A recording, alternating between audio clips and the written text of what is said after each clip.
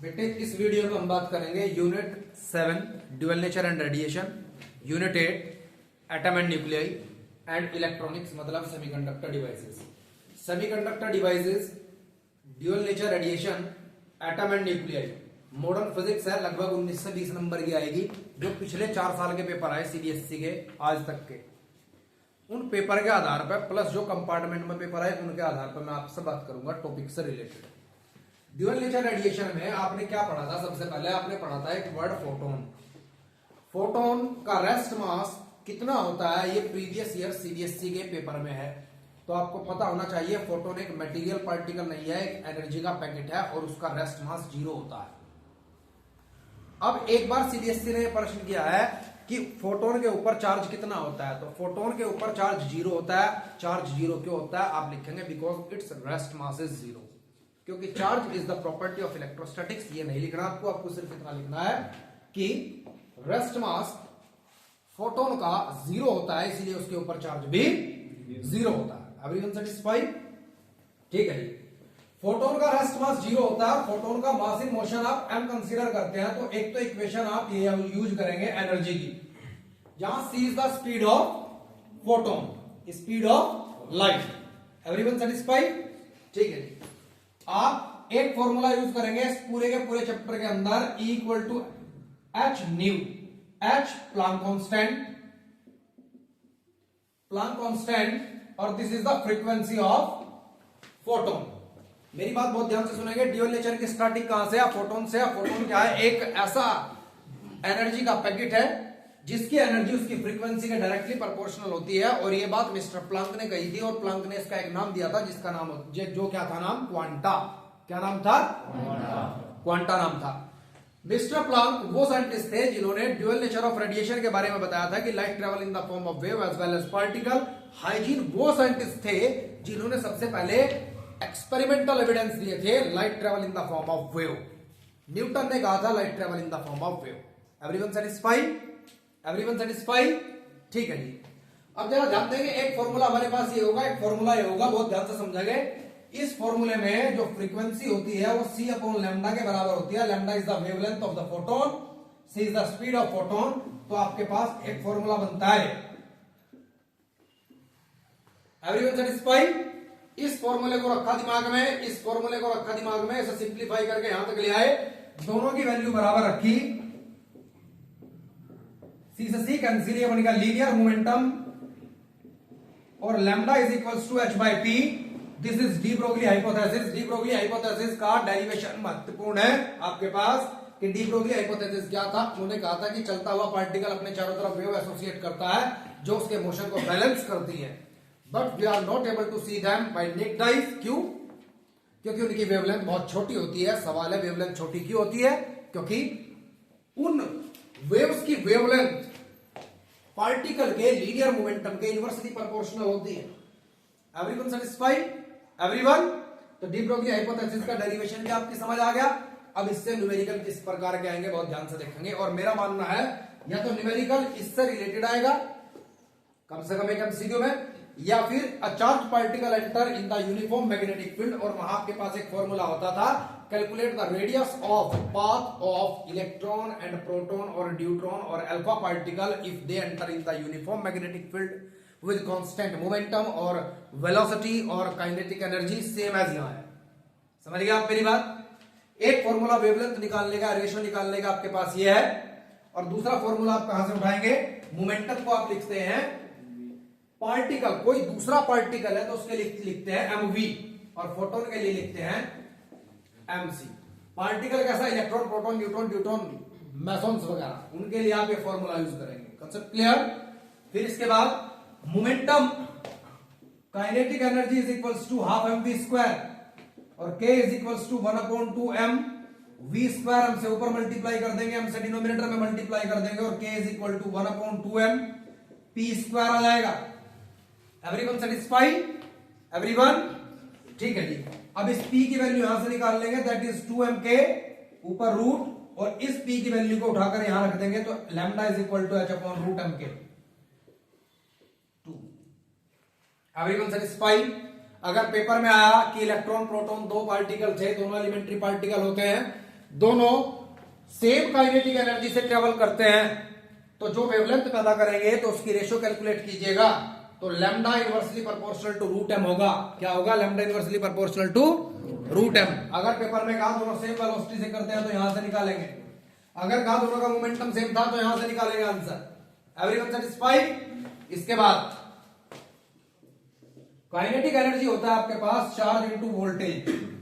Voltage को भी v से रिप्रेजेंट करते हैं, वेलोसिटी को भी v से रिप्रेजेंट करते हैं, तो कोई भी बच्चा कंफ्यूज नहीं होगा। ध्यान रखेंगे जब काइनेटिक एनर्जी को रिप्लेस किया जाएगा चार्ज से तो उस v का मतलब वोल्टेज होगा। Everyone satisfied? इस फॉर्मूले में जो m के साथ लिखा होता है वो वेलोसिटी होती है। Everyone satisfied? ठीक है जी। अब यहां ध्यान देंगे हम इस, लेकिन यहां भी होगा, उससे कंफ्यूज नहीं होना। वेलोसिटी वहां जहां lambda is equal to h upon m v, वहां v वेलोसिटी है, यहां वोल्टेज है। खैर इस फॉर्मूले को लिखा k is equal to q into v, और इस k की वैल्यू को रिप्लेस कर दिया यहां, या डायरेक्ट रिप्लेस कर दिया यहां। अब इस तरीके का प्रश्न किस तरीके से आएगा जरा ध्यान देंगे कि अगर इलेक्ट्रॉन प्रोटॉन या ड्यूट्रॉन और अल्फा पार्टिकल, या प्रोटॉन और अल्फा पार्टिकल, या इलेक्ट्रॉन प्रोटॉन ड्यूट्रॉन तीनों accelerated by same potential, calculate the ratio of their associated wavelength. तो ध्यान रखेंगे चार्ज और मास दोनों पर निर्भर करेगा। ध्यान रखेंगे इस प्रकार के प्रश्न आपके नोट्स में है वो जरूर करके जाएंगे 100%। ठीक है जी। मैं ये नहीं कहूंगा कि जो मैंने वीडियो में बोल दिया 100% पेपर उसमें मिल जाएगा, मैं तो कह रहा 1 नंबर का नहीं मिलेगा, लेकिन अगर ये सारा करके चले गए जो बताऊंगा तो 70 में से 70 नंबर आ जाएंगे। क्यों? इतना करने के बाद क्या ही छूट जाता। समझ आ गया? याद आ दो। इसके बाद अगर मैं m की वैल्यू इलेक्ट्रॉन के मास के बराबर रख देता हूं 9.1 10 की पावर माइनस 31 kg और चार्ज 1.6 इंटू 10 की पावर माइनस 19 कूलम, h की वैल्यू 6.63 इंटू 10 की पावर माइनस 34 जूल पर हर्ट्ज, तो आपके पास लैम्डा की जो वैल्यू आएगी निकल करके वो 12.27 अपॉन रूट वी एंगस्ट्रॉम के बराबर आएगी। This formula is applicable only for electron. ये डायरेक्ट सीबीएसई और आईएससी बोर्ड ने डायरेक्ट पूछा है कि ड्राइव दिस फॉर्मूला, तो आपको ये फॉर्मूला यहां तक ड्राइव करना होता है, उसके बाद सारी वैल्यूज रख देनी होती है और डायरेक्ट ये आंसर लिख देना होता है। इससे रिलेटेड प्रीवियस ईयर सीबीएसई ने जो प्रश्न दिया है वो दिया है, if we have two electrons A and B and accelerated by a potential of ratio 1:100 calculate the ratio of their associated wavelength. अब ध्यान देंगे 1 2, तो सेकंड का पोटेंशियल यहां और पहले का पोटेंशियल वहां 1:100 मतलब 100:1, it means lambda 1:λ2 is equal to 10:1। Concept clear all of you और नॉट? Concept clear? तो डी ब्रोगली हाइपोथेसिस से रिलेटेड कैसा भी प्रश्न आ जाए अब आप प्रश्न नहीं छोड़ के आएंगे। इसके बाद बात करते हैं थ्रेशोल्ड फ्रीक्वेंसी, स्टॉपिंग पोटेंशियल, इन चीजों के बारे में, मतलब एल्बर्ट आइंस्टाइन की फोटो इलेक्ट्रिक इक्वेशन से रिलेटेड। सबसे पहले बात करेंगे एल्बर्ट आइंस्टाइन ने क्या कहा। एल्बर्ट आइंस्टाइन ने कहा अगर एक सटीक फ्रीक्वेंसी या सटीक एनर्जी का एक फोटोन किसी फोटो मटेरियल के ऊपर गिरता है तो फोटोन अपनी कुछ एनर्जी से उस इलेक्ट्रॉन को बाहर निकालेगा जो वैलेंसी बैंड में लूजली बाउंड था। उस वर्क को, उस एनर्जी को which is required to emit an electron from the stable state, उसे आप थ्रेशोल्ड वेवलेंथ या वर्क फंक्शन कहेंगे। Which frequency is required? Minimum frequency which is required to emit an electron from the stability, from the stable orbit, from the photomaterial said to be the threshold frequency. Everyone satisfied? तो ध्यान देंगे work function वो minimum energy है जो electron को बाहर निकालने में खत्म होती है, और ये एनर्जी किसकी खत्म होती है? उस इंसिडेंट फोटोन की जो फोटो मटेरियल पर गिरता है। फॉर एग्जांपल मेरे पास एक फोटो मटेरियल है, फोटो मटेरियल के ऊपर एक सटीक energy equal to H nu का एनर्जी का एक फोटोन गिरता है, और वो फोटोन इलेक्ट्रॉन को बाहर निकालने में इतनी एनर्जी अपनी खराब कर देता है। It means this is the amount of work done to emit the electron. It means this is the threshold wavelength, sorry threshold energy. Everyone satisfied? This is equal to H nu nought. Nu nought is the threshold frequency. Threshold frequency निकालने के लिए कई बार paper में आया तो direct आप phi upon H लिखेंगे। ध्यान रखेंगे फाई की वैल्यू 99% न्यूमेरिकल्स में इलेक्ट्रॉन वोल्ट में दी जाती है, तो पहले उसे आप जूल में कन्वर्ट करेंगे। सर जूल में कैसे कन्वर्ट करेंगे? फॉर एग्जांपल सीजियम सबसे मैक्सिमम इलेक्ट्रोपॉजिटिव फोटो मटेरियल है, इसकी जो एनर्जी है वो इतनी है, एवरीवन सेटिस्फाइड? मतलब इतनी एनर्जी का फोटोन अगर होगा तो इलेक्ट्रॉन बाहर निकलेगा, अदरवाइज नहीं। It means this is the threshold energy और work function for the caesium. इससे कम किसी का नहीं होता। It is maximum electropositive element. Concept clear? मैंने कहा इसकी थ्रेशोल्ड फ्रीक्वेंसी निकाल लो, तो आपको ध्यान रखना ई को रिप्लेस करना। ई की वैल्यू होती है 1.6 × 10 की power -19 coulomb. Coulomb into volt joule. अब ये जूल में कन्वर्ट हो चुका। अब जब ये जूल में कन्वर्ट हो ही चुका तो इसे डायरेक्ट से डिवाइड कर दो, आपके पास जो भी फ्रीक्वेंसी आएगी this is said to be the threshold frequency of caesium. Concept clear? हमेशा याद रखेंगे अगर इस वर्क फंक्शन की वैल्यू इससे कम होगी तो एमिशन होगा, अदरवाइज एमिशन नहीं होगा। अगर बराबर होगी तो एमिशन तो होगा, लेकिन काइनेटिक एनर्जी जीरो होगी। It means no emission take place उस भी कंडीशन में। Everyone satisfied? एमिशन का मतलब तभी है कि इलेक्ट्रॉन निकले और चले। इलेक्ट्रॉन निकलेगा तो चलेगा, कांसेप्ट क्लियर? और चलेगा तो काइनेटिक एनर्जी होगी, और काइनेटिक एनर्जी होगी तो कम से कम इसकी वैल्यू इससे ज्यादा होनी चाहिए। Everyone satisfied? Everyone satisfied? तो हमने क्या डिस्कस किया अभी? डी ब्रोगली हाइपोथेसिस, उससे related numerical, threshold frequency, threshold energy. अब थ्रेशोल्ड वेवलेंथ की बात करते हैं। इसी फॉर्मूले को आप लिख देंगे C/λ nought. It is said to be the threshold wavelength. It is the maximum wavelength of the photon above which no emission takes place. It is the minimum frequency which is required to emission the electron. Frequency में minimum word, यहां maximum word. दोनों ही photo material की property होती है, and this is the property of photon. Everyone satisfied? सबसे energetic photon कौन सा होगा? विब्ग्योर में सबसे एनर्जेटिक फोटोन यहां होता है, सबसे कम एनर्जेटिक होता है रेड। Concept clear? बेटे गेट बंद कर दो रे भाई, ना बता दिए कहां से लाना स्टूल का, साफ कर लेंगे लड़कियां होंगे। बेटे माना स्टूल रखे बाहर वाले रूम में, वहां से स्टूल उठाओ और पीछे बैठ जाओ हम लड़की के। बस बस आप यही आ जाओ। चलिए come to the point my dear. अब फोटो इलेक्ट्रिक इक्वेशन की बात करते हैं। मान लीजिए आपके पास एक सटीक एनर्जी ई का एक फोटोन आता है और किसी फोटो मटेरियल के ऊपर गिरता है, और फोटो मटेरियल से इलेक्ट्रॉन को निकालने में इतना वर्क करता है, और इलेक्ट्रॉन निकलने के बाद इस काइनेटिक एनर्जी से चलता है। तो from law of conservation of energy, total energy of photon is equal to work function plus kinetic energy of electron. Everyone satisfied? तो भाई यहां से k की वैल्यू फाइंड आउट कर लेंगे E-5। इस पे भी क्वेश्चंस आए हुए हैं। आपको कह दिया गया कि 3.14 इलेक्ट्रॉन वोल्ट की एनर्जी का एक फोटोन आया और सीजियम के ऊपर गिरा, क्या एमिशन करेगा? तो आपको याद रखना है सीजियम का वर्क फंक्शन इतना होता है, इसकी वैल्यू का मैच से हाजी करेगा। फिर उसने कहा अगर करेगा तो उस इलेक्ट्रॉन की काइनेटिक एनर्जी क्या होगी, तब आप के कैलकुलेट कर लेंगे। उसने कहा काइनेटिक एनर्जी ये होगी, चलो जी बताइए जरा इसकी वेलोसिटी क्या होगी, तो इसे वेलोसिटी में तोड़ लेंगे। अब वेलोसिटी क्या सही में 10 मीटर पर सेकंड, लेकिन ये आपके पास इलेक्ट्रॉन वोल्ट में, तो पहले जूल में कन्वर्ट कर लेंगे, तब आप वेलोसिटी की वैल्यू फाइंड आउट करेंगे। E-5 2/m और ऊपर रूट। Everyone satisfied? हो सकता है आपके पास कह दिया जाए कि ये एक एनर्जी है, एक फोटोन है, फोटोन की फ्रीक्वेंसी ये है, और थ्रेशोल्ड फ्रीक्वेंसी सीजियम की इतनी है, तो इतनी फ्रीक्वेंसी का एक फोटोन क्या यहां से इलेक्ट्रॉन को एमिट करेगा? बेटा जी बाहर के कर दी ना लड़कियों वाली बात है।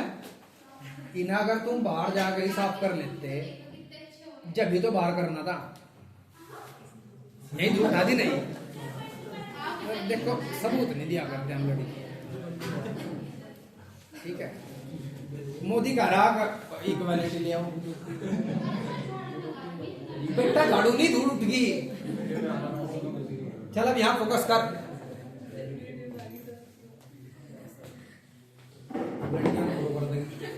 वीडियो देख के समझ आ गया? अगर फ्रीक्वेंसी में आता है, सब फ्रीक्वेंसी में तोड़ लेंगे भाई।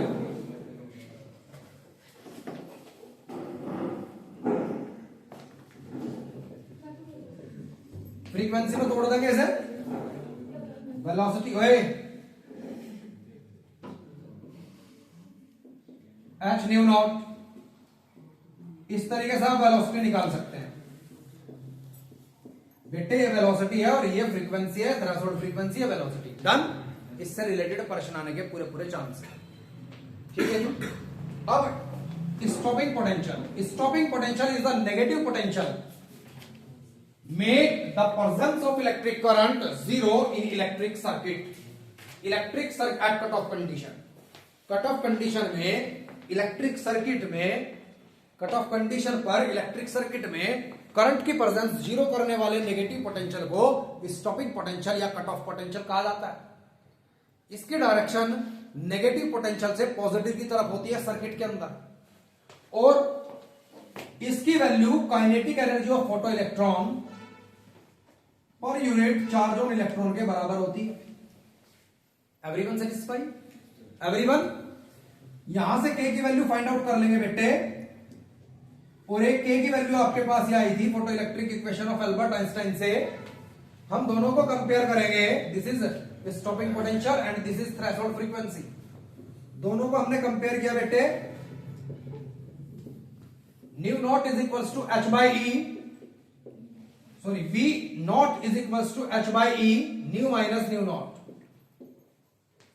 तो स्टॉपिंग पोटेंशियल उतना ही अधिक होता है जितनी फ्रीक्वेंसी फोटोन की ज्यादा होती है। अगर फोटोन ज्यादा फ्रीक्वेंसी का आएगा तो उसके द्वारा किया गया करंट पैदा उतना ही ज्यादा नेगेटिव पोटेंशियल रोकेगा, मतलब उस इलेक्ट्रॉन को रोकने के लिए उतनी ही ज्यादा नेगेटिव पोटेंशियल की रिक्वायरमेंट होगी।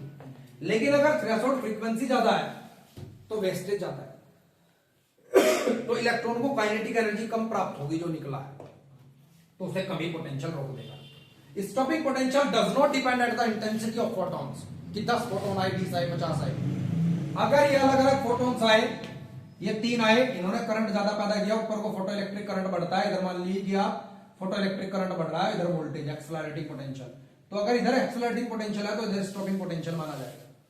मान लीजिए 3 फोटोन आए थे, इन्होंने करंट अलग पैदा किया, 2 फोटोन ने अलग पैदा किया, 1 ने अलग पैदा किया, इंटेंसिटी ज्यादा कहां होगी? यहां, करंट भी यहां ज्यादा होगा, यहां कम, यहां कम, लेकिन सबको एक ही स्टॉपिंग पोटेंशियल रोक देगा। इसका मतलब यह है कि सभी फोटॉन्स की फ्रीक्वेंसी सेम थी। Concept clear? यहां 3 आए तो 3 इलेक्ट्रॉन एमिट हुए तो करंट ज्यादा, यहां 2 आए तो 2 इलेक्ट्रॉन एमिट हुए तो करंट उससे कम, यहां 1 फोटोन आया उसने करंट पैदा किया तो उससे कम करंट। Everyone satisfy? मतलब रिवर्स सैचुरेशन करंट या फिर करंट, फोटो इलेक्ट्रिक करंट पर स्टॉपिंग पोटेंशियल निर्भर नहीं करता। स्टॉपिंग पोटेंशियल निर्भर करता है कि फ्रीक्वेंसी पर, फ्रीक्वेंसी ऑफ इंसिडेंट फोटोन पर। Everyone satisfy? No emission take place अगर थ्रेशोल्ड फ्रीक्वेंसी ज्यादा है फ्रीक्वेंसी ऑफ फोटोन से। क्यों? ऐसी कंडीशन में ये टर्म नेगेटिव हो जाएगी और काइनेटिक एनर्जी नेगेटिव हो जाएगा, विच इज नॉट पॉसिबल। आप कहेंगे because if threshold frequency became greater than the frequency of photon, then kinetic energy of photoelectron became negative, which is not possible. Kinetic energy negative नहीं हो सकती। Everyone satisfied? कोई दिक्कत? ठीक है, अब ध्यान देंगे, अगर मैं स्टॉपिंग पोटेंशियल को इस वैल्यू से डिवाइड कर दूं और एक ग्राफ प्लॉट करूं, तो इससे रिलेटेड मैंने आपको 4-5 न्यूमेरिकल कराए हैं, 4-5 करके चले जाओगे। अगर वहां उससे अलावा भी कोई न्यूमेरिकल आया तो 100% अटेम्प्ट कर लोगे। Everyone satisfy? जरा ध्यान देंगे कैसे। मान लीजिए एक मटेरियल M है, दूसरा मटेरियल N है और इधर वोल्टेज है, तो ये जो दूरी होती है it represent the threshold frequency for the material. इसकी थ्रेशोल्ड फ्रीक्वेंसी कम है क्योंकि ये दूरी कम है, तो ये अच्छा फोटो मटेरियल है और ये बेकार फोटो मटेरियल है। जो फोटो मटेरियल अच्छा होता है उसके इलेक्ट्रॉन की स्पीड और काइनेटिक एनर्जी दोनों ज्यादा होती है, तो काइनेटिक एनर्जी और स्पीड इसकी ज्यादा होगी। लेकिन जिसकी स्पीड और काइनेटिक एनर्जी ज्यादा है उसे रोकने के लिए ज्यादा स्टॉपिंग पोटेंशियल ही लगाना पड़ेगा, तो इसके एमिटेड इलेक्ट्रॉन्स को रोकने के लिए अधिक स्टॉपिंग पोटेंशियल लगाना पड़ता है। और जो इस लाइन पर इंटरसेक्शन पॉइंट होगा, यहां से यहां तक की दूरी स्टॉपिंग थ्रेशोल्ड फ्रीक्वेंसी को रिप्रेजेंट करेगी, और ये नेगेटिव 5/E को रिप्रेजेंट करेगी जो यहां intersection point. Everyone satisfy? Material different है जैन साहब, मटेरियल डिफरेंट है, फिर भी दोनों का एंगल ये सेम होगा क्योंकि this angle is represent by h/E and h/E is a constant value same for both material, that's why slope will be parallel. Everyone satisfy? Everyone? ठीक है, इस प्रकार के सारे न्यूमेरिकल करेंगे। मान लीजिए आपको कह दिया है into 10 की पावर 6 और यहां वैल्यू दे दी 2 और ये दे दिया 4। तो इट मींस इसकी थ्रेशोल्ड फ्रीक्वेंसी 2 × 10⁶ है और इसकी थ्रेशोल्ड फ्रीक्वेंसी ये है। Everyone satisfy? ठीक है जी। तो हम यहां तक पहुंच गए भाई सर। अब इसके सारे न्यूमेरिकल्स आप करेंगे, इसके 2-3 ग्राफ हैं, आप नोट्स उठाओगे। अभी मैं वीडियो पॉज करूंगा, आप 10 मिनट के लिए ड्यूअल नेचर के अंदर बिल्कुल रम जाओगे, अपने नोट्स देख लोगे। मैंने कहा था सारे नोट्स लेकर आएंगे आप सब, ठीक है जी। यहां ध्यान देंगे, 1 मिनट मेरी बात बहुत ध्यान से सुनेंगे। एक तो ये ग्राफ जहां करंट की बात करेंगे, एक ये ग्राफ,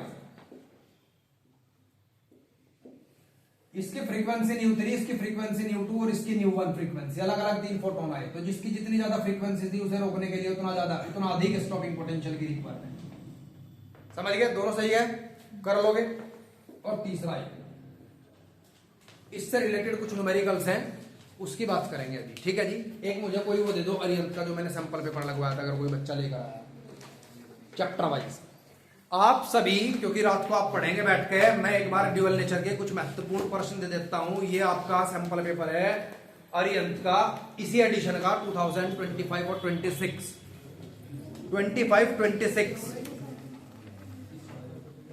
मैं ये नहीं कहूंगा कि यही प्रश्न आपको एज इट इज मिल जाएंगे, लेकिन आप इन्हें अच्छे से करके जाएंगे बेटे,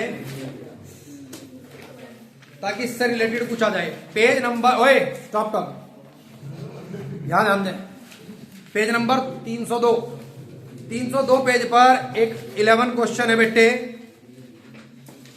क्वेश्चन नंबर 11, क्वेश्चन 13,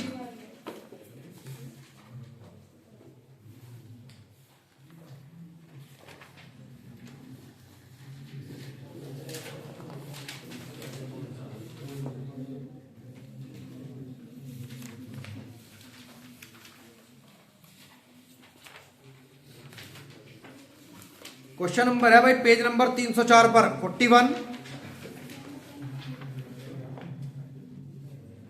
के बाद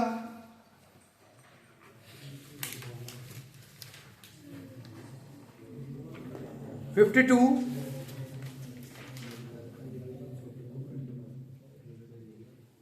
तिवारी जी घर जाना है आपको, 56, पेज नंबर पर आइए, नेक्स्ट आगे जहां डी ब्रोगली हाइपोथेसिस वगैरह है।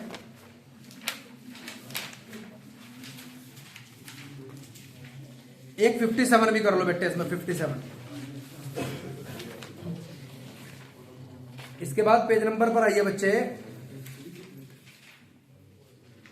320 पर 5, 1, 6,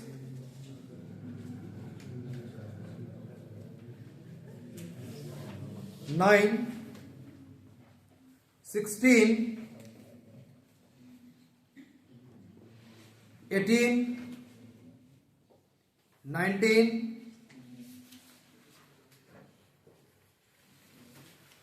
21 एंड 22 सारे एक जैसे सही हैं, बस लैंग्वेज की वजह से मैंने ज्यादा करवाया आपको, लैंग्वेज अलग अलग है बस, वही 5-7 क्वेश्चनों में ही हो रहा था। ठीक है जी। अब बात कर लेते हैं जी एटम न्यूक्लियाई, फिर कर लेना बाद में, आप इसे देख लो, थोड़ा सा और बता दूं मैं। एटम न्यूक्लियाई बता दूं एक बार बेटे। एटम न्यूक्लियाई में क्या है, न्यूक्लियाई चैप्टर जो है वो बहुत छोटा है। अगर उससे 3 नंबर का कोई प्रश्न आया तो ये आएगा, show that the nuclear density of hydrogen and uranium is same, या फिर nuclear density independent of atomic mass, या फिर show that mathematically nuclear density is a constant value. Uranium और हाइड्रोजन दोनों के न्यूक्लियस की बराबर न्यूक्लियर डेंसिटी होती है, तो रेशो लिखेंगे 1:1, ये नहीं लिखने के कि सेम रेशो, समझ रहे। दूसरा उसमें से चांस क्या आने के, बाइंडिंग एनर्जी कर्व और उसका एक्सप्लेनेशन 3 ही लाइनों में लिखोगे आप। पहले में क्या लिखोगे, लाइट न्यूक्लियाई के लिए बाइंडिंग एनर्जी पर न्यूक्लियन बहुत कम थी, जिनका atomic mass and atomic number even था, उन लाइट न्यूक्लियाई की बाइंडिंग एनर्जी पर न्यूक्लियन अपनी नेबर न्यूक्लियाई से ज्यादा थी। फॉर एग्जांपल हीलियम की binding energy per nucleon is more than as compare to the lithium. Done. सबसे ज्यादा binding energy per nucleon Fe की थी। किसकी थी? Fe। और जब आपका एटॉमिक मास 120 के आसपास पहुंच जाता है उसके बाद बाइंडिंग एनर्जी पर न्यूक्लियन कम होने लगती है। क्या हो जाता है जी? बाइंडिंग एनर्जी पर न्यूक्लियन कम होने लगती है। Concept clear? उस कर्व को अच्छे से पढ़ेंगे। फिर स्ट्रॉन्ग न्यूक्लियर फोर्स के बारे में पढ़ेंगे, मतलब जो न्यूक्लियंस को बाउंड करके रखता है। 3 लाइनें उसको समझ लो। पहला, strong nuclear force independent of charge of nucleon. Nucleon क्या होते हैं? प्रोटॉन न्यूट्रॉन को न्यूक्लियन कहा जाता है और न्यूक्लियस के बहुवचन को न्यूक्लियाई कहा जाता है। ठीक है जी। Strong nuclear force do not follow inverse square law. तीसरा point, it depend at the spin of the nucleons. वो न्यूक्लियंस की स्पिन पर निर्भर करता है। Everyone satisfy? It is short range force. उसकी रेंज 10 की पावर -15 मीटर तक होती है। इट इज 10 की power 38 times strong as compare to the gravitation force and 10 की power 2 times strong as compare to the electromagnetic force. ये 2 point आप add कर सकते हैं। अगर फिर आपसे पूछा जा सकता है न्यूक्लियर फिजन और फ्यूजन में क्या अंतर है? भाई न्यूक्लियर फिजन का मतलब है बड़ी न्यूक्लियाई 2 या 2 से अधिक छोटी न्यूक्लियाई में टूट जाना, और फ्यूजन का मतलब है 2 छोटे न्यूक्लियाई आपस में मिली और एक बड़ी न्यूक्लियाई बनाई। न्यूक्लियर फ्यूजन लेबोरेटरी के अंदर हो सकता है। फ्यूजन सिर्फ स्टार की सरफेस पर होता है, क्योंकि फ्यूजन के लिए 10 की पावर लगभग 4 इंटू 10 की पावर 3 केल्विन से ज्यादा टेम्परेचर की रिक्वायरमेंट होती है। और आप एक चीज और लिखेंगे, फ्यूजन एक अनकंट्रोल्ड रिएक्शन होती है, कंट्रोल नहीं की जा सकती। फ्यूजन कंट्रोल किया जा सकता है और फ्यूजन कम टेम्परेचर पर भी हो सकता है, इसीलिए उसे आप लेबोरेटरी में कर सकते हैं। Everyone satisfy? कोई दिक्कत? हमने क्या बात करी अभी? एक चीज और, अगर एक न्यूक्लियस है जिसका atomic number Z, atomic mass A है, तो अगर Z इवन है और A भी इवन है और इन न्यूक्लियाई का एटॉमिक नंबर लेस देन 20 है एटॉमिक मास, तो ये स्टेबल न्यूक्लियाई होगी। लेकिन अगर Z ratio A minus Z 1:1 है और ये दोनों इवन भी है, तब ये मोस्ट स्टेबल न्यूक्लियाई होगी। तो अगर आपसे बात करें इन दोनों में कौन से स्टेबल है, तो ये स्टेबल है। ये तो एक रेडियो एक्टिव आइसोटोप होता है। ठीक है जी।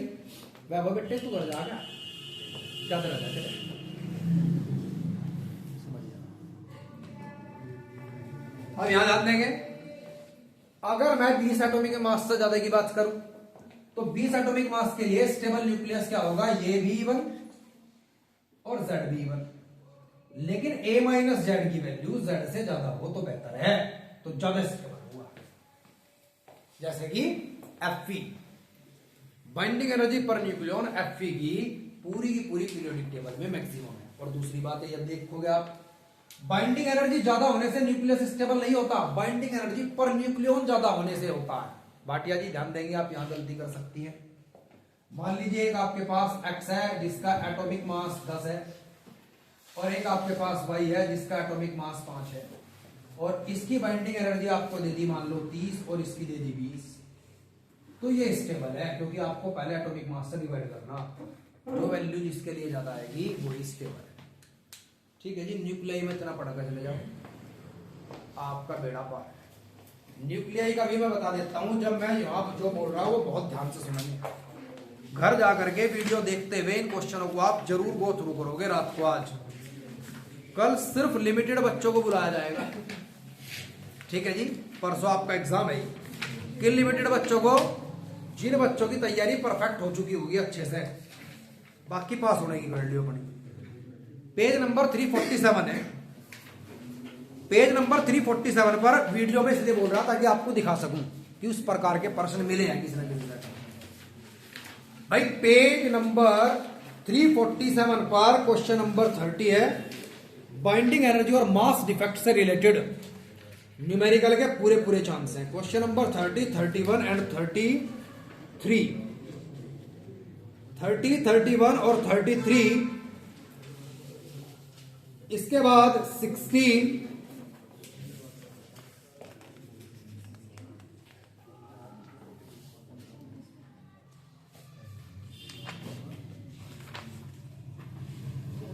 ये कर्व जरूर करके जाएंगे।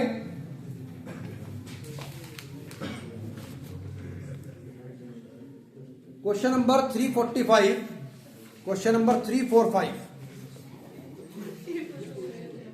345 पर 345। अब एटम की बात करते हैं बेटे हैं, अब एटम की बात करते हैं। चलिए बेटे एटम में ध्यान देंगे। थॉमसन ने कहा कि एटम एक स्फेरिकल शेल है, बिल्कुल सही बात कही। थॉमसन ने कहा एटम की रेडियस लगभग 10 की पावर -10 मीटर है, बिल्कुल सही बात कही। उन्होंने कहा इसके अंदर इलेक्ट्रॉन और प्रोटॉन की संख्या बराबर है और इलेक्ट्रॉन प्रोटॉन पर बराबर इक्वल एंड अपोजिट चार्ज होता है, तो एक एटम इलेक्ट्रिकली न्यूट्रल है, बिल्कुल सही बात कही। गलत बात यह थी, उन्होंने गलती से कह दिया कि एटम के अंदर इलेक्ट्रॉन प्रोटॉन इस तरीके से बिखरे हुए हैं जैसे कि शीट्स इन द वाटर, जबकि आपको पता है क्या है भाई, सारे के सारे प्रोटॉन न्यूक्लियस के अंदर होते हैं और इलेक्ट्रॉन उसके चारों तरफ चक्कर लगाते हैं। यह बात रदरफोर्ड ने कही कि जब मैंने अल्फा स्कैटरिंग एक्सपेरिमेंट किया, उन्होंने अल्फा स्कैटरिंग एक्सपेरिमेंट में क्या किया, अल्फा पार्टिकल्स एमिट किए बिस्मिथ से। बिस्मिथ एक रेडियो एक्टिव एलिमेंट है जो रेडियो एक्टिव होने के बावजूद, मतलब सबसे ज्यादा स्टेबल रेडियो एक्टिव एलिमेंट है, सबसे ज्यादा स्टेबल रेडियो एक्टिव एलिमेंट, जिसे लेड चैम्बर में रखा गया और एक एक्सेलरेटिंग पोटेंशियल प्रोवाइड कर दिया। यहां से अल्फा पार्टिकल्स निकले, कोलीमेटर की हेल्प से कोलीमेट किए गए और एक गोल्ड फॉइल जिसकी थिकनेस 10 की पावर -8 मीटर थी उसके ऊपर टारगेट किए गए। Maximum number of alpha particle 98.2% के आसपास सीधे निकल गए और लगभग 1% अल्फा पार्टिकल 1 से 5 डिग्री एंगल पर डेविएट हुए और 8000 में से एक अल्फा पार्टिकल वापस आ गया। तो रदरफोर्ड से पूछा, रदरफोर्ड ने थॉमसन से पूछा, ना तो प्रोटॉन की औकात एक अल्फा पार्टिकल को रोकने की, ना इलेक्ट्रॉन को। क्यों? क्योंकि इलेक्ट्रॉन से तो एक अल्फा पार्टिकल 7000 गुना भारी है और प्रोटॉन से भी 4 गुना भारी है, तो किस भारी पार्टिकल ने इसे वापस भेज दिया? तो इसका जवाब थॉमसन के पास नहीं था। रदरफोर्ड ने कहा कि इस पॉइंट पर जूम कर लीजिए और जूम करने के बाद आपको पता चलेगा कि यहां पर 79 गोल्ड के प्रोटॉन विद्यमान थे जिनके इलेक्ट्रोस्टैटिक रिपल्शन से ये अल्फा पार्टिकल वापस गया है, और जिन पर इलेक्ट्रोस्टैटिक रिपल्शन थोड़ा कम लगा वो यहां से डेविएट हुए और जिन पर और कम लगा वो यहां से हुए और जिन पर लगा ही नहीं वो बिल्कुल सीधे चले गए। इससे लेकर के इसके सेंटर तक की दूरी को डिस्टेंस ऑफ क्लोजेस्ट अप्रोच कहा जाता है और इसे इंपैक्ट पैरामीटर कहा जाता है बी, इसे R0। इस पोजीशन पर आता हुआ अल्फा पार्टिकल मैक्सिमम रिपल्शन झेलता है और फिर वापस चला जाता है। इट मींस इसमें क्षण भर के लिए ही सही, लेकिन उसकी काइनेटिक एनर्जी 0 हो जाती है। 0 का मतलब वो इलेक्ट्रिक पोटेंशियल में कन्वर्ट हो जाती है। इलेक्ट्रिक पोटेंशियल का मतलब के Q1, मतलब Q1 को लिखेंगे हम चार्ज ऑन न्यूक्लियस, अल्फा पर चार्ज इतना अपॉन R0, और यहां से आप डेरिवेशन कैलकुलेट कर लेंगे। ZE ही रखना इसे आप, 2E को 2 × ZE² मत करना। कई बार अल्फा पार्टिकल को रिप्लेस कर दिया जाता है प्रोटॉन से और बच्चा फिर कंफ्यूज हो जाता है। सवाल आया कि गोल्ड फॉइल अगर मैं रिप्लेस कर दूं सिल्वर से तो क्या होगा? बच्चा क्या लगता है, पता नहीं क्या होगा। यहां ध्यान देंगे, Z की वैल्यू घट जाएगी। Z की वैल्यू घटने से डिस्टेंस ऑफ क्लोजेस्ट अप्रोच भी घट जाएगा। Everyone satisfied? उसे अल्फा पार्टिकल को काइनेटिक एनर्जी अगर ज्यादा कर दी तो फिर distance of closest approach. Everyone satisfied? Impact parameter का फॉर्मूला याद रख लीजिएगा, क्या होता है भाई? KZ cot theta by upon kinetic energy E, मतलब काइनेटिक एनर्जी। Everyone satisfied? कोई दिक्कत? अच्छा बेटा जी, तो नंबर ऑफ स्कैटर्ड पार्टिकल है वो इनवर्सली प्रोपोर्शनल sin की पावर 4 थीटा बाय 2 के बराबर होते हैं, और ये ग्राफ पेपर में बनाने के लिए आ जाता है एन थीटा और थीटा। Everyone satisfied? ये प्रश्न आया हुआ है CBSE में पहले भी, और इसमें मैंने एक प्रश्न आपको कराया हुआ है कि कितने कितने अल्फा पार्टिकल डेविएट हुए, वो रेशो वाला, जिसमें आपके पास शायद आंसर आया था 900। मैंने कहा था 60 डिग्री पर इतने डेविएट हुए तो 120 पर कितने गए, ऐसा न्यूमेरिकल आपके नोट्स में है। दूसरा मैंने आपको दिखाया था कि शो दैट 180 डिग्री एंगल पर डिस्टेंस ऑफ क्लोजेस्ट अप्रोच 0 होगा। एक वो न्यूमेरिकल भी आप इसका करके जाएंगे 100%। Everyone satisfied? इसके बाद बात करते हैं, रदरफोर्ड ने बात कही, रदरफोर्ड बता नहीं पाए स्टेबिलिटी ऑफ एटम को। उन्होंने कहा कि न्यूक्लियस के चारों तरफ इलेक्ट्रॉन घूमता है, तो लेकिन इलेक्ट्रॉन सेंट्रीपिटल फोर्स और इलेक्ट्रोस्टैटिक फोर्स के बीच फंसकर घूमता है और अपनी एनर्जी को वेस्ट नहीं करता स्टेबल ऑर्बिट में। ये बात रदरफोर्ड बता नहीं सके। तो इस बात को किसने बताया? बोर्स ने। और बोर्स ने 3 पोस्टुलेट के माध्यम से बताया। पहला पोस्टुलेट है कि घूमते हुए इलेक्ट्रॉन को centripetal force and electrostatic force balance करेगा। Concept clear? ये स्टेबिलिटी कब करेगा?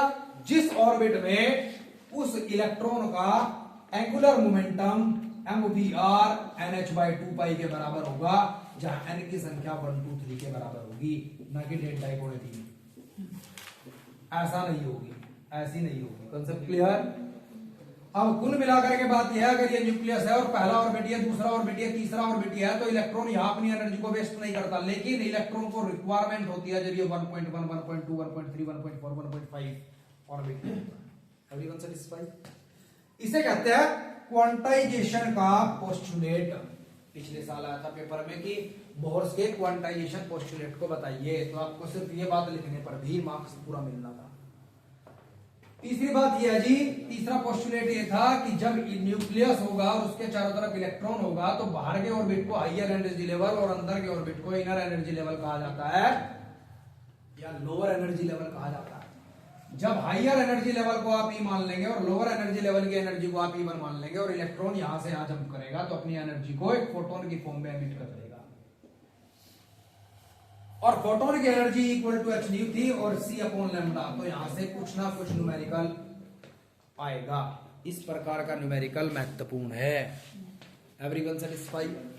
Everyone satisfy? प्रश्न तो ये भी आ सकता है कि हाइड्रोजन की सेकंड एक्साइटिंग स्टेट से ग्राउंड स्टेट में एक इलेक्ट्रॉन गिरा, उस इलेक्ट्रॉन ने एक फोटोन एमिट किया, यह फोटोन सीजियम प्लेट पर गिरा, क्या इलेक्ट्रॉन को एमिट करेगा? यदि हां करेगा, तो उस एमिटेड इलेक्ट्रॉन की वेलोसिटी कैलकुलेट कीजिए। Calculate the stopping potential to stop the electron also. Calculate the wavelength of this photon which is emitted from the transaction of the energy level. ठीक है जी। एक और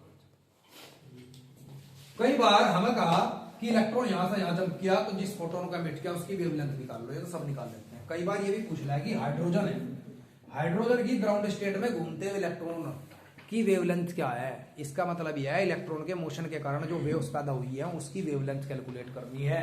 it means we have to use this formula H/P, और P को लिखेंगे mv और m लिखेंगे mass of electron, और वेलोसिटी निकालनी पड़ेगी आपको पहले ग्राउंड स्टेट में इलेक्ट्रॉन, हाइड्रोजन की ग्राउंड स्टेट। अब मैं क्या बोल रहा हूं बहुत देर से, पिछले 1-1.5 मिनट से ground state, first energy excited state, जो आज तक नहीं पढ़ा वो अब भी समझ लिया, याद आना समझ। ठीक है। वैलेंसी शेल को ग्राउंड स्टेट कहा जाता है किसी भी एटम के लिए। हाइड्रोजन के पास एक इलेक्ट्रॉन होता है 1h1 या 1h2 में, तो आप 1h2 के न्यूक्लियस की अगर बात करें, उसके चारों तरफ एक शेल होगा, जिस शेल के अंदर उसका एक इलेक्ट्रॉन होगा। It is said to be the ground state, और इनकी संख्या आएगी 1। इसके अगले ऑर्बिट को, वैलेंसी शेल के अगले ऑर्बिट को फर्स्ट एक्साइटिंग स्टेट कहते हैं, इसे सेकंड एक्साइटिंग स्टेट, इसे थर्ड एक्साइटिंग स्टेट, इसे फोर्थ एक्साइटिंग स्टेट। ये बात है हाइड्रोजन। बात लिथियम की करें तो लिथियम का तो एटॉमिक नंबर ही 3 है, तो इसका तो पहले ऑर्बिट में 2 इलेक्ट्रॉन होंगे और इसका वैलेंसी शेल ये कहलाएगा n=2। वैलेंसी शेल को ही ग्राउंड स्टेट कहा जाएगा, तो इसकी फर्स्ट एक्साइटिंग स्टेट n=3 और second exciting state n=4। Everyone satisfied? Everyone? तो हमारे पास जो इससे रिलेटेड महत्वपूर्ण डेरिवेशंस हैं, जो मैं उन्हीं के आधार पर कहूंगा जो आज तक पेपर देखे मैंने और आपने। तो एक तो मुझे लगता है कि find expression for the radius of the Bohr's orbit और radius of orbit which is stable where electron do not emit its energy. दोनों एक ही बात है। तो एक तो रेडियस निकालनी बोर्स ऑर्बिट की, या फिर वो इस तरीके से कह देता है कि show that r directly proportional to l square. Everyone satisfied? तो इस डेरिवेशन की पूरी पूरी महत्वता है। इसके बाद total energy of electron in Bohr's orbit, या फिर टाइम पीरियड निकालना है कि टाइम पीरियड एल पर किस तरीके से डिपेंड करता है। फ्रीक्वेंसी एमसीक्यू के लिए तो बहुत ही महत्वपूर्ण है कि टी नंबर ऑफ ऑर्बिट पर किस तरीके से डिपेंड करता है, या फ्रीक्वेंसी किस तरीके से करती है, या एंगुलर फ्रीक्वेंसी किस तरीके से करती है, कर सकती है। हम सबसे पहले निकालेंगे रेडियस के लिए। तो हमने मान लिया कि न्यूक्लियस पर चार्ज इतना और इलेक्ट्रॉन घूमता है उसके चारों तरफ इतना। इस डेरिवेशन को बहुत ध्यान से देखना होगा। हर नालायक आदमी कितने यहाँ बैठे, कोई हो नर्मदा, कोई भी हो, कोई भी नालायक हो सकता है। ये नहीं कि मैंने लड़कों को ही कहा, जिसने पूरे साल में कुछ पढ़ा। ये रेडियस हो गया, हमें इसके लिए एक्सप्रेशन निकालना। सबसे पहला आप सेंट्रीपिटल फोर्स को इलेक्ट्रोस्टैटिक फोर्स के बराबर रखेंगे, फिर एक आर से आर कट कर देंगे और दूसरा mvr that is equal to nh/2 के बराबर रखेंगे। जब मैंने निशान दिए कहा कि रेडियस निकालनी, तो तुझे सबसे पहले यहां से वेलोसिटी की वैल्यू निकालनी। तो वेलोसिटी की वैल्यू तेरे पास ये आई बेटे, और इस वेलोसिटी की वैल्यू को यहां पुट कर दो। Everyone satisfied?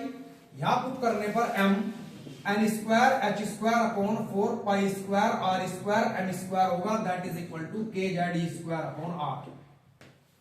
Everyone satisfied?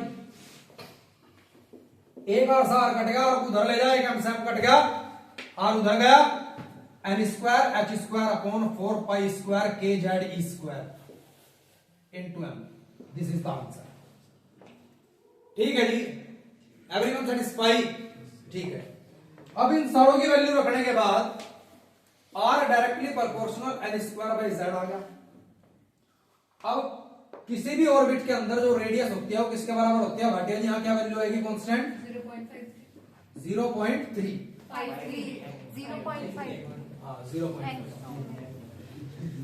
Angstrom है ना। ये डायरेक्ट फॉर्मूला है, कोई दिक्कत? Everyone satisfied? अब ऐसे ही वेलोसिटी, जब वेलोसिटी निकालना होगा तो क्या करेंगे? तब आप r की वैल्यू निकाल लोगे। अब r की वैल्यू निकल गई, अब निकालनी वेलोसिटी। बेटे इस r की वैल्यू को उठाकर यहां इस r की जगह रख देंगे, इसकी। तो mv स्क्वायर यहां पहले से बच रहा, k z e square upon nh into 2 pi r v। एक v से b कट गया और ये m नीचे चला गया। भाई कौन सा बच्चा है, किसकी आवाज आई है बेटे? सब ठीक? v directly proportional to z by n। क्या फिक्स वैल्यू होती है भाई? यहां 2.18 10 to power 6 z upon 10 metre पर सेकंड। ठीक है जी, ये फिक्स वैल्यू भी आपको याद रखनी है। या फिर हाइड्रोजन की ग्राउंड स्टेट में इलेक्ट्रॉन की वेलोसिटी c अपॉन 137 होती है। ये भी मुझे महत्वपूर्ण लग रहा, पता नहीं। ठीक है जी, कितनी? c by 137। समझ आ गई? अब मैंने क्या कहा था, इलेक्ट्रॉन ग्राउंड स्टेट में घूमता है या सेकंड एक्साइटिंग स्टेट में घूमता है, थर्ड एक्साइटिंग स्टेट में घूमता है, तो उसकी वेलोसिटी बताइए। ग्राउंड स्टेट में यहां क्या आएगा? n1, फर्स्ट एक्साइटिंग में 2, और z तो हाइड्रोजन के लिए 1 ही चलेगा, तो निकालते चले जाएंगे। जब रेडियस निकालनी होगी तो ग्राउंड स्टेट में क्या आएगा? फर्स्ट एक्साइटिंग स्टेट में 2, तो मल्टीप्लाई करके एंगस्ट्रॉम में आंसर देखते चले जाएंगे। हो सकता है मीटर में पूछ ले तो एंगस्ट्रॉम को रिप्लेस कर देंगे 10 की पावर -10 मीटर से। डन है? ठीक है जी, मेरे पास ये वेलोसिटी है भाई, ये मेरे पास r है। Time period is equal to होता है 2 pi r by v। r की जगह क्या आ गया? n स्क्वायर बाय z, और यहां क्या आएगा? z बाय, तो t directly proportional to n cube. तो frequency inversely proportional to n cube, तो omega angular frequency inversely proportional to n cube. कितने सवाल सोल्व हो गए? कोई दिक्कत है तो बता भाई भी नहीं, कोई दिक्कत है तो घर जाकर बेटे से करिए, तो तेरी मां कसम है। अगर तेने 5-7 बार या वीडियो देखकर एक एक चीज ना कर ली,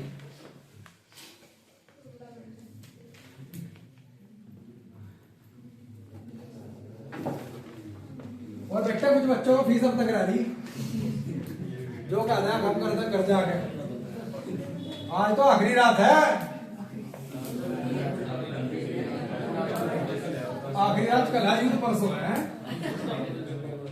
चलो जी, total energy of electron, total energy of electron in Bohr's orbit, मतलब उस ऑर्बिट के अंदर इलेक्ट्रॉन की टोटल एनर्जी निकालनी है जिस ऑर्बिट में इलेक्ट्रॉन अपनी एनर्जी को बर्बाद नहीं करता। तो भाई टोटल एनर्जी होगी kinetic energy, kinetic energy half mv square plus potential energy, potential होती है minus k z square upon r. भाई mv स्क्वायर अपॉन आर आपके पास होता है k z square upon r square. एक आर से आर कट गया, कट गया भाई, हाफ से इधर मल्टीप्लाई कर दी और हाफ से बैठे हैं। तिवारी जी ये वैल्यू उठाकर आपको यहां पुट करनी है, ये प्लस का आपके पास है हाफ और माइनस का आपके पास है 1, तो आपके पास माइनस हाफ आंसर। फिर आर की वही वैल्यू रख दो जो भी आपके पास आई थी, उसे रखने के बाद आप सोल्व कर दीजिएगा और आपके पास minus 13.6 upon N square into z square electron volt answer. Electron की टोटल एनर्जी ग्राउंड स्टेट में बाइंडिंग एनर्जी कहलाती है और वो नेगेटिव में होती है। काइनेटिक एनर्जी जो भी होगी वो plus 13.6 upon N square Z square होगी। इट मींस काइनेटिक एनर्जी की जो वैल्यू होती है वो माइनस बाइंडिंग एनर्जी होती है, अगर क्योंकि बाइंडिंग माइनस में माइनस माइनस प्लस हो जाओ, तो kinetic energy of electron positive. इसके बाद पोटेंशियल होती है डबल, काइनेटिक से डबल। तो सवाल पेपर में आ गया कि हाइड्रोजन के ग्राउंड स्टेट में इलेक्ट्रॉन की टोटल एनर्जी बताइए। एन की वैल्यू क्या रखेंगे 1 ग्राउंड स्टेट और Z 1, तो टोटल एनर्जी कितनी आई माइनस 13.6, तो पोटेंशियल कितनी आई माइनस 27.2 और काइनेटिक कितनी आई प्लस 13.6। तो kinetic ratio potential ratio total 1:2:1, minus में रेशो नहीं लिखते। Everyone satisfied? एवरीवन? इस वीडियो को कोई भी बच्चा 1.5 और 2x बना देखियो, मैं खुद ही 2x में बोल रहा मैं समझ गया ना, क्योंकि तू क्या करता है जल्दी जल्दी वीडियो देखकर फिर कुछ और देखने लगेगा। ठीक है बेटे, तो ऐसा नहीं करना बेटे, फिर इंस्टाग्राम चलने शुरू हो जाना फिर।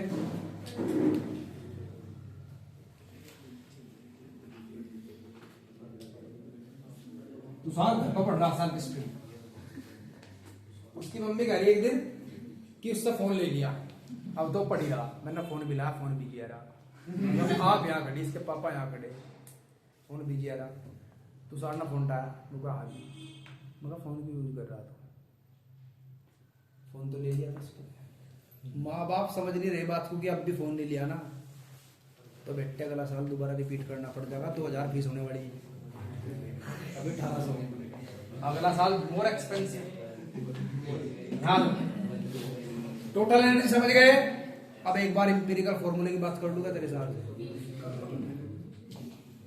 इस फॉर्मूले का अगर डेरिवेशन आ गया तो ठीक, और नहीं आया तो भी ठीक। न्यूमेरिकल आने के चांस ज्यादा है, बोर्स फॉर्मूला भी कहते हैं, इंपीरिकल फॉर्मूला भी कहते हैं। ये न्यूक्लियस, ये लोअर एनर्जी लेवल, ये हायर एनर्जी लेवल, यहाँ E2 that is equal to minus 13.6 upon N2 का square electron volt into Z square. ये लोअर एनर्जी लेवल, यहाँ energy E1 that is minus 13.6 upon N1 का square Z square electron volt. जब electron यहां से यहां गिरा कर अपने अंदर से फालतू एनर्जी को बाहर निकाल दिया, that is E2 minus E1। जब इसमें से घटाओगे आप, इसमें से घटाते हुए ये टर्म पॉजिटिव हो जाएगी, ये माइनस रहेगी, और मैंने यहां से कॉमन ले लिया कि E is equal to E2 minus E1, और ये वैल्यू यहां दोनों की पुट की, और पुट करने के बाद 13.6 Z square electron volt 1 upon N1 का square minus 1 upon N2 square common. इसकी वैल्यू h न्यू रखी और न्यू को रिप्लेस किया C अपॉन लैम्डा से, और यहां से 1 अपॉन लैम्डा छोड़ दिया, और ये वैल्यू आ गई आपके पास रडबर्ज कांस्टेंट की। भाई मैंने ऐसा एमसीक्यू देखा हुआ आपके सीबीएसई के पेपर में कि डायरेक्ट पूछ लेते हैं कि ये वैल्यू किसके बराबर होती है, रडबर्ज कांस्टेंट। किसके? रडबर्ज कांस्टेंट। तो रडबर्ज कांस्टेंट कांस्टेंट की एक फिक्स वैल्यू भी होती है, आपको पता भी होगी, क्या होती है 1.097 इंटू 10 की पावर 7 पर मीटर। अब बेटे देख, अब ये पढ़ना है यूज कहां करना। अब ये पढ़ना हमें इलेक्ट्रॉन वोल्ट भी समझ गया, जेड रैड देंगे भाई, जेड है ये यहाँ। अब बात करनी है हमें क्या कि फॉर्मूला कहां यूज होगा। बेटे एक चीज है atomic spectra, hydrogen atomic spectra. Hydrogen atomic spectra का मतलब है जो हाई इलेक्ट्रिक फील्ड में एटॉमिक गैस को रखा जाता है प्रेशर लगभग 0 पर, तो स्पेक्ट्रल लाइंस पैदा होती है। जब इलेक्ट्रॉन फर्स्ट ऑर्बिट में आता है तो उस स्पेक्ट्रल लाइन के लिए लाइमन ने बताया था, वो किसी भी ऑर्बिट से क्यों ना आए, लेकिन आए अगर first orbit of hydrogen atom. अगर सेकंड ऑर्बिट में आए तो बताया बाल्मर ने, फिर थर्ड के लिए पाश्चर, और फिर ब्रैकेट, और फिर फिफ्थ के लिए फट, और सिक्स्थ के लिए अभी डिस्कवरी हुई है, अभी लेटेस्ट बुक्स में बहुत ही कम बना है उसका, डीसी पंडे में दे रखा है। ठीक है जी, अब फिफ्थ तक देखना बस, तो ध्यान रखेंगे लाइमन पहले नंबर पर, Balmer, Paschen, Brackett, Pfund series. Lyman N1 है, ये N2 लिखता चला जाऊंगा, यहाँ 1 2 3 4 5 इनके लिए N1 की वैल्यू यहाँ लिख दी मैंने हर सीरीज के लिए। फिर N2 की वैल्यू अगले डिजिट से start and so on. Everyone satisfy. प्रश्न किस प्रकार के आएंगे, calculate the ratio of shortest wavelength of Balmer and Lyman series, या लाइमन एंड पाश्चर सीरीज, या पाश्चर एंड बाल्मर सीरीज, या लॉन्गेस्ट। क्वेश्चन किस तरीके का आएंगे, calculate ratio of shortest and longest wavelength of Lyman series और Balmer और Pasteur और ब्रैकेट और फंड सीरीज। डन। इस प्रकार का प्रश्न मुझे मोस्ट इंपोर्टेंट प्रश्न लगता है, मैंने आपको सारे कराए हुए हैं, ये प्रश्न आप करेंगे। फिर नंबर ऑफ स्पेक्ट्रल लाइंस और बढ़ाने के लिए एक प्रश्न के माध्यम से समझाऊंगा मैं। नंबर ऑफ स्पेक्ट्रल लाइन किस तरीके से निकालने के लिए आ सकते हैं, और एटॉमिक स्पेक्ट्रा बनाने के लिए भी आ सकता है। अभी पिछले 5 साल में एक बार पेपर में आ चुका है एटॉमिक स्पेक्ट्रा बनाने के लिए। बेटे ध्यान देंगे सभी भाई, आपको मैंने कह दिया कि इलेक्ट्रॉन N2 ऑर्बिट से N1 ऑर्बिट के अंदर गिरा, नंबर ऑफ स्पेक्ट्रल लाइंस निकालिए। तो नंबर ऑफ स्पेक्ट्रल लाइन होता है N2 माइनस N1 प्लस 1/2। अब इससे रिलेटेड न्यूमेरिकल ये है, अगर एक इलेक्ट्रॉन हाइड्रोजन की फोर्थ एक्साइटेड स्टेट से ग्राउंड स्टेट में आया या सेकंड एक्साइटिंग स्टेट में आया, तो स्पेक्ट्रल लाइन की संख्या निकालिए और प्लॉट कीजिए कि वो स्पेक्ट्रल लाइन कैसी है, दिखाओ फिगर में। उसके बाद रीजन को भी आप हाईलाइट करो और ये भी बताओ कौन सी किस सीरीज से बिलोंग करती है। तो ध्यान देंगे, नंबर ऑफ स्पेक्ट्रल लाइंस निकालेंगे। फोर्थ एक्साइटेड स्टेट का मतलब है n की वैल्यू 5, सेकंड एक्साइटेड स्टेट का मतलब है 3, तो 5 माइनस 3 प्लस 1/2, तो 2 यहां से आया और यहां से 2 और 1 3 हो गया, तो कितनी स्पेक्ट्रल लाइंस हुई, ये 2 आया और ये 3, तो 3 आई। चलो यो n इक्वल टू 3 है बेटे, यो n इक्वल टू 4, ये n इक्वल टू 5। तो एक तो डायरेक्ट इलेक्ट्रॉन यहां से आया, एक इलेक्ट्रॉन यहां से आया और एक इलेक्ट्रॉन फिर यहां से आया। थर्ड के लिए Lyman Balmer Paschen series, fourth के लिए ब्रैकेट सीरीज, यहां ब्रैकेट दोनों ही इंफ्रारेड रीजन से बिलोंग करते हैं। Lyman belongs to ultraviolet, Balmer visible और बाकी 3। ध्यान रखेंगे, कई बार पेपर में आ जाता है कि लैम्डा 1, लैम्डा 2 और लैम्डा 3 के बीच का रिलेशन फाइंड कीजिए, या किस वेवलेंथ की ऑर्डर है, मतलब ऑर्डर लिखिए असेंडिंग और डिसेंडिंग ऑर्डर। एक यहां से यहां लैम्डा 1 बता दिया आपको, ये लैम्डा 2 बता दिया और ये लैम्डा 3 बता दिया। तो ध्यान रखेंगे जितनी लंबी लाइन है वो लैम्डा को रिप्रेजेंट करती है, तो उतनी ज्यादा फ्रीक्वेंसी और वेवलेंथ उतनी कम, तो सबसे शॉर्टेस्ट फ्रीक्वेंसी, सबसे शॉर्टेस्ट वेवलेंथ ये होगी। समझ आ गया। मान लो ये n इक्वल टू 1 है, n इक्वल टू 1 में क्या था भाई, लाइमन सीरीज की, क्या थी, लाइमन सीरीज। तो भाई ये फोटोन जो आया ये ज्यादा एनर्जेटिक और ये भी इसके बाद आया एनर्जेटिक, और सबसे कम एनर्जेटिक ये, तो सबसे ज्यादा वेवलेंथ या उस सब छोटी वेवलेंथ या और सबसे छोटी वेवलेंथ या, और इनके बीच का रिलेशन क्या है, यहां से आपकी फ्रीक्वेंसी न्यू 1 मान ली, ये न्यू 2 मान ली और ये न्यू 3, तो nu 1 is equals to nu 2 plus nu 3, और इसे लिखा c upon lambda 1 that is equal to c upon lambda 2 is equal plus c upon lambda 3, c common ले लिया, 1 upon lambda 1 that is equal to 1 upon lambda 2 plus 1 upon lambda 3, तो 1 upon lambda 1 that is equal to lambda 3 plus lambda 2 upon lambda 2 3, और lambda 1 is equal to lambda 2 lambda 3 upon lambda 3 lambda 2। Everyone satisfied? Atom इतना करो, बाकी सारे notes देखो, अभी video pause कर रहे, फिर बाद में बात करेंगे। चलो भाई बात करते हैं सेमीकंडक्टर डिवाइसेस इलेक्ट्रॉनिक्स की। इलेक्ट्रॉनिक्स क्या है? फिजिक्स की उस ब्रांच को इलेक्ट्रॉनिक्स कहा जाता है जो सेमीकंडक्टर की स्टडी है। ठीक है बेटे, इस चैप्टर की स्टार्टिंग यहां से करेंगे हम। देख इसमें मुझे इंपॉर्टेंट बताना, इलेक्ट्रॉनिक्स की वीडियो में आपको वैसे सेंड कर दूंगा। इंपॉर्टेंट बताना क्या, 5 मिनट में खत्म करनी बात। एक तो 14th ग्रुप पढ़ कर जाओ। कार्बन, कार्बन के बाद सिलिकॉन, सिलिकॉन के बाद जर्मेनियम और जर्मेनियम के बाद एसएल। और 4 element belong to 14th group. और वैलेंस इलेक्ट्रॉन्स कितने होते हैं? 4। लेकिन ये एक नॉन मेटल और ये एक मेटल और ये दोनों मेटलॉइड, मतलब सेमीकंडक्टर। इसका एनर्जी गैप पेपर में पूछा जा सकता है 1.1 इलेक्ट्रॉन वोल्ट। इसका एनर्जी गैप 0.72 इलेक्ट्रॉन वोल्ट। एक नी वोल्टेज का जिक्र होता है, इसके लिए 0.7 इलेक्ट्रॉन वोल्ट और इसके लिए 0.3 इलेक्ट्रॉन वोल्ट। डोपिंग के बाद इसका एनर्जी गैप 0.01 इलेक्ट्रॉन वोल्ट और इसका एनर्जी गैप 0.05 इलेक्ट्रॉन वोल्ट बन जाता है। सिलिकॉन महत्वपूर्ण इसलिए है, सिलिकॉन इंपॉर्टेंट इसलिए है, सिलिकॉन यूजफुल इसलिए है और बेटर देन जर्मेनियम, क्योंकि इसका रिवर्स सैचुरेशन करंट जर्मेनियम की तरह हर 10 डिग्री सेल्सियस या 10 केल्विन पर डबल नहीं होता, तो यह डिफ्यूज कम होगा। लेकिन सीरियसली पूछ बैठा है एक बार, जर्मेनियम अच्छा क्यों है? अब भाई माननी तो पड़ेगी जर्मेनियम भी अच्छा है, लेकिन जर्मेनियम ऐसा बेकार है, लेकिन उसे खुश करने के लिए लिखना था, क्योंकि जर्मेनियम की कंडक्टिविटी ज्यादा होती है एनर्जी गैप कम होने के कारण।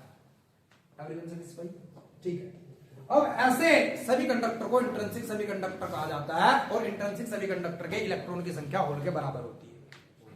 इनकी कंडक्टिविटी कम है, मेटल की ज्यादा है, तो दोनों के बीच में कंडक्टिविटी हमलानी, तो इसलिए क्या किया जाता है, जब आप 30th ग्रुप से किसी एलिमेंट को सिलिकॉन के साथ या जर्मेनियम के साथ डॉक्ड करेंगे, पीपीएम पार्ट पर मिलियन, एक एटम डाल दिया आपने 30th ग्रुप से एल्यूमिनियम का, तो एक एटम इसकी कंडक्टिविटी को हजारों गुना ज्यादा कर देगा और सेमीकंडक्टर बनेगा पी टाइप। और अगर 15th ग्रुप से डाल दिया तो बनेगा एन टाइप। ऐसा क्यों? 30th ग्रुप से जब आप इलेक्ट्रॉन डालते हैं, एटम डालते हैं, एटम जो डाला गया उसे कहते हैं डोपेंट, और dopant must be PPM part per million. Dopant is the impurity added to the pure semiconductor to make it extrinsic semiconductor. This phenomena said to be the doping, और डोपिंग से क्या होता है, एनर्जी गैप कम होता है और semiconductor एक extrinsic semiconductor बनता है और कंडक्टिविटी बढ़ जाती है। Everyone satisfied? ठीक है। इसके पास 5 होल्स होते हैं खाली जगह, और जर्मेनियम के 4 इलेक्ट्रॉन में से 3 कोवलेंट बॉन्ड बना लेते हैं, और ये 5 खाली जगह इस पे आयनाइजेशन इफेक्ट लगाते हैं और इसे आजाद कर देते हैं, और होल्स के कारण करंट चलना स्टार्ट हो जाता है। तो majority charge career P type semiconductor में होल्स होते हैं, और इलेक्ट्रॉन में एन टाइप सेमीकंडक्टर में होंगे। जब 15th ग्रुप का एक एलिमेंट आएगा तो उसके साथ वैलेंस इलेक्ट्रॉन 5 होंगे और 3 खाली जगह होगी। जर्मेनियम के 4 इलेक्ट्रॉन या सिलिकॉन के 4 इलेक्ट्रॉन के साथ कोवलेंट बॉन्ड बनेगा और एक इलेक्ट्रॉन करंट के लिए रिस्पॉन्सिबल होगा। It is said to be the majority charge carrier. इसीलिए इस तरह के सेमीकंडक्टर को एन टाइप सेमीकंडक्टर कहा जाता है। और कमाल की बात यह है कि एक इंट्रिंसिक सेमीकंडक्टर या एन टाइप या पी टाइप सेमीकंडक्टर तीनों ही न्यूट्रल होते हैं। आप कहेंगे न्यूट्रल क्यों होते हैं? क्योंकि जो डोपेंट ऐड किया है वो एक एटम है, एंड एटम एक इलेक्ट्रॉन और प्रोटॉन की बराबर संख्या को रखता है, इसलिए एटम एक इलेक्ट्रिकली न्यूट्रल होता है। दैट्स व्हाई एन टाइप और पी टाइप सेमीकंडक्टर भी न्यूट्रल होते हैं। ओए मैडम ध्यान कहां तेरा? Everyone satisfied? जब आप पी टाइप और एन टाइप सेमीकंडक्टर को एक साथ रखते हैं और इलेक्ट्रिक फील्ड पास करते हैं, तब एन टाइप सेमीकंडक्टर के इलेक्ट्रॉन पी टाइप सेमीकंडक्टर की तरफ माइग्रेट होना स्टार्ट हो जाते हैं, और बीच में दोनों के एक थिन लेयर ग्रो हो जाती है, जिसे डिप्लीशन लेयर या पीएन जंक्शन कहा जाता है। सवाल सीबीएसई ये भी पूछ चुका कि अगर फिजिकली हम दोनों को साथ रखेंगे क्या तब पीएन जंक्शन बनेगा? नहीं। क्यों नहीं बनेगा? क्योंकि electron are bounded with the covalent bonds. उन्हें तोड़ने के लिए एक एक्सटर्नल इलेक्ट्रिक फील्ड और एक्सटेटिक टेम्परेचर देना जरूरी है। अब इन दोनों से एक पोटेंशियल बैरियर जनरेट होता है, मतलब ये दोनों के बीच एक पोटेंशियल डिफरेंस डेवलप हो जाता है इस नेगेटिव और पॉजिटिव चार्ज के कारण, उसे पोटेंशियल बैरियर कहा जाता है। जब आप इस पीएन जंक्शन को एक्सटर्नल सोर्स ऑफ वोल्टेज से कनेक्ट करते हैं, तब उस फिनोमेना को आप बाइजिंग कहते हैं, और बाइजिंग फॉरवर्ड एंड रिवर्स दोनों होती है। और फॉरवर्ड बाइजिंग में डिप्लीशन लेयर थिन, उसका रेजिस्टेंस कम, और डिप्लीशन लेयर का जो रेजिस्टेंस होता है वो उसकी थिकनेस पर डिपेंड करता है। Resistance of depletion layer is directly proportional to the thickness of it. Concept clear है? ठीक है। रिवर्स बाइजिंग में डिप्लीशन लेयर चौड़ी हो जाती है, रेजिस्टेंस बढ़ जाता है, और करंट रिवर्स बाइजिंग में माइनॉरिटी चार्ज कैरियर के कारण माइक्रो एम्पियर में चलता है। अब मुझे जो महत्वपूर्ण 3 नंबर के सवाल लगे इस चैप्टर में, एक तो rectifier, it is an electronic device which is used to convert alternating current and voltage into direct current and voltage. ये मैंने वीडियो में बता दिया ऑलरेडी आप लोगों को कैसे, और नोट्स कीजिए। दूसरा क्या लगा मुझे, फॉरवर्ड और रिवर्स कैरेक्टरिस्टिक लिखने के लिए आएगी, फोटो बनाओ, फिगर बनाओ और लिख दो कि जब हम फॉरवर्ड बायसिंग में डायोड को रखते हैं तो कुछ समय तक करंट नहीं चलता, क्योंकि अप्लाइड वोल्टेज पोटेंशियल बैरियर से कम या उसके बराबर है, उसके बाद करंट लीनियरली चलता है, फिर एक सटीक वोल्टेज पर करंट एकदम से बढ़ जाता है, उस वोल्टेज को नी वोल्टेज कहा जाता है। सेम रिवर्स बायसिंग वहां से देखोगे क्या बताया उसने, ठीक है जी। इसके बाद आपको ये पूछा जा सकता है कि डायोड ये फॉरवर्ड बायसिंग में है, रिवर्स बायसिंग में है, +1। अब आप देखेंगे P type semiconductor is connected to the ground, ground का मतलब 0 वोल्ट वोल्टेज, और ये पॉजिटिव से एन टाइप, तो इसका मतलब है रिवर्स बायसिंग, क्योंकि फॉरवर्ड के लिए पी टाइप सेमीकंडक्टर ज्यादा वोल्टेज और एन टाइप सेमीकंडक्टर कम। ऐसा प्रश्न आने के 99% चांस है, या ऐसा प्रश्न आने के कि यहाँ 3 ओम का रेजिस्टेंस दे दिया और एक डायोड ये दे दी, और यहाँ 2 ओम का रेजिस्टेंस या 3 ओम का रेजिस्टेंस दे दिया और एक 3 ओम का रेजिस्टेंस यहाँ दे दिया, और कहा कि करंट कितना फ्लो होगा। तो ध्यान रखेंगे एक डायोड ऐसी सिचुएशन में हो सकती है रिवर्स बायसिंग से हो, बड़ा टर्मिनल पॉजिटिव और छोटा नेगेटिव होता है, और ये एन टाइप और ये पी टाइप होता है, ये पी टाइप ये एन टाइप। अब पी टाइप पॉजिटिव से कनेक्ट तो फॉरवर्ड बायसिंग, और एन टाइप पॉजिटिव से कनेक्ट तो रिवर्स, तो करंट सीधा यहां से वो गुजरेगा, ये आर्म खत्म कर देंगे, और 3 और 3 6 ओम नेट रेजिस्टेंस हो गया, 6 वोल्ट की बैटरी होगी, तो 1 एम्पियर करंट होगा। Everyone satisfied? Concept clear? इस वीडियो को 1 घंटे के अंदर नहीं, आप 2 घंटे में देखेंगे कम से कम नोट्स करते हुए। आप बात करेंगे 15 मिनट बाद दूसरी।